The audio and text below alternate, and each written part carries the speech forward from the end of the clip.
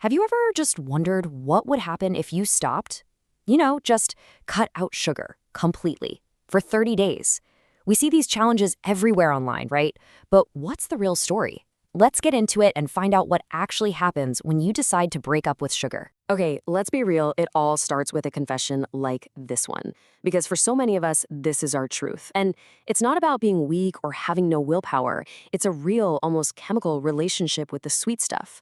Whether your vice is a donut or a soda, that craving feels incredibly real. Because it is. And that relationship, it's got consequences.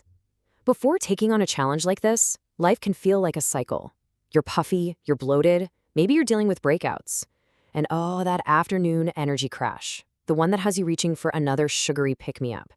Even if you're hitting the gym, that stubborn dad gut, as one person put it, just hangs around.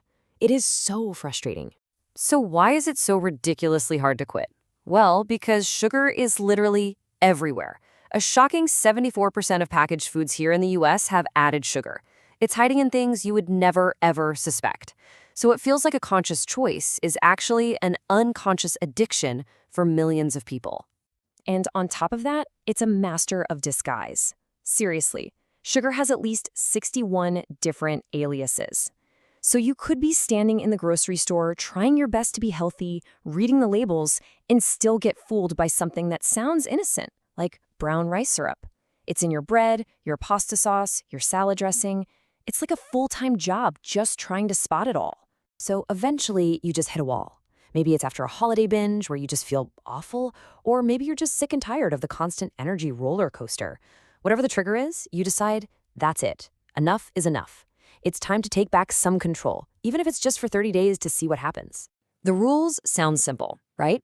No added sugars. And that includes artificial sweeteners too, because they kind of trick your brain in the same way. All the processed sweets are out. But natural sugars, the kind you find in whole fruits, veggies, and dairy, those are totally fine. So it's not about getting rid of all sugar, just the sneaky added stuff. Okay, and this is where the real fight begins. That first week, it's not some gentle spa-like detox. It is an all-out war with your own body and mind. So what really happens when you just pull the plug? When you go from getting these little sugar hits all day to nothing? Well, your body, which has literally rewired its own brain chemistry to expect and crave sugar, starts to totally revolt. The withdrawal is no joke. People talk about feeling like they got hit by a truck. We're talking intense headaches, a fatigue that just crushes you, and an irritability that your friends and family will definitely notice. Your body aches, you can't think straight, and the cravings?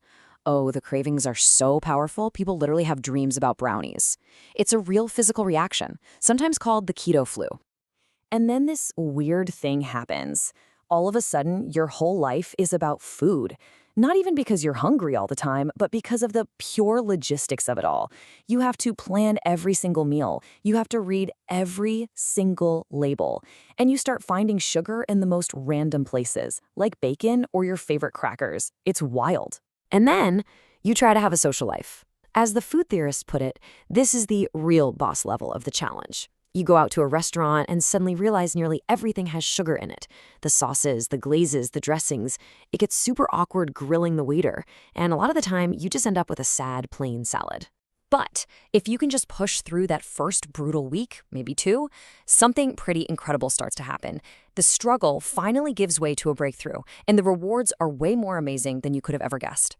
And the payoff is huge. Those afternoon energy crashes? Gone, replaced by this steady, stable energy all day long. The constant nagging cravings, they just disappear. That puffy, fluffy marshmallow feeling goes away, and your skin actually starts to clear up and look more radiant. And it's so important to understand why you feel so much better. You've literally escaped this vicious cycle. See, without those constant sugar spikes followed by those horrible crashes, your body stops screaming for its next fix. Your energy just levels out. You've hopped off the biological roller coaster. The wins aren't just in your head either. They are measurable. We're talking about people losing inches from their waist, saving a good chunk of change on groceries because they're not buying all that processed stuff, and dropping a few pounds without even trying. These are real, tangible results. Now here's one of the weirdest and coolest side effects. Your palate completely resets. Your taste buds, which regenerate about every 10 days, become way more sensitive. And all of a sudden, an apple tastes unbelievably sweet, like candy level sweet. The natural sweetness in whole foods just pops in a way you've never experienced. So, the big question, what happens when the 30 days are up? You've crossed the finish line. Do you just go right back to the way things were? The answer, almost every single time, is a huge no. That first time you try a processed sweet again, it can be a real shock to the system. That donut you were dreaming about, it suddenly tastes overwhelmingly, almost sickeningly sweet. And your body lets you know immediately. You feel bloated, your stomach hurts, maybe you get a headache, and you have this moment where you realize you don't even want it anymore. And that's when it all clicks. The real win. This whole thing was never about banning sugar from your life forever. It was about breaking the cycle of addiction. It was about understanding your own body and being able to make a conscious choice instead of just being driven by a craving. It's all about reclaiming control. You walk away with a totally new relationship with food, a much better understanding of how your body works, and this incredible sense of empowerment. It really makes you wonder, if 30 days can change all that, what other habits in your life are just running on autopilot? What could a simple reset reveal about you?